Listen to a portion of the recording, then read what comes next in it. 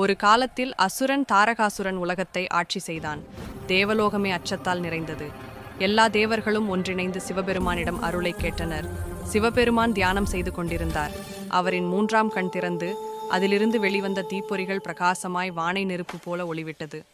அந்த சக்திகள் சரவணப் பொய்கையில் விழுந்தன. அந்த நீர்நிலையில் 6 ஒளி குழந்தைகள் தோன்றின. கார்த்திகை தாய்மார்கள் அவர்களை தங்கள் கரங்களில் எடுத்து வளர்த்தனர். பிரபஞ்சம் முழுவதும் புனித ஒளி பரவியது. சமயத்தில் அந்த 6 குழந்தைகள் ஒளியாக ஒன்றிணைந்தன. அதிலிருந்து பிரகாசமான ஒளியுடன் முருகப்பெருமான் வெளிப்பட்டார்.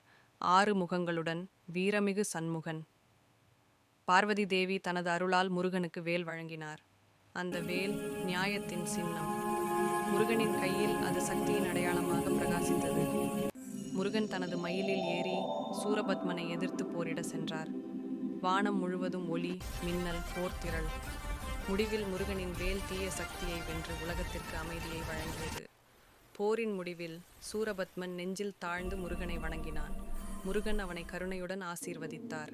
அதுவே அருளும் வீரமும் இணைந்த தருணம். இன்றும் தமிழர்கள் முருகனை தமிழ் கடவுள் என வணங்குகிறார்கள்.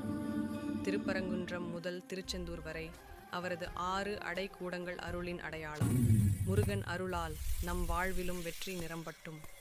முருகன் அருளால் எந்நாளும் நம் இதயங்களில் ஒளி நிலைக்கட்டும். லைக், ஷேர் அண்ட் சப்ஸ்கிரைப் செய்ய மறவாதீர்கள்.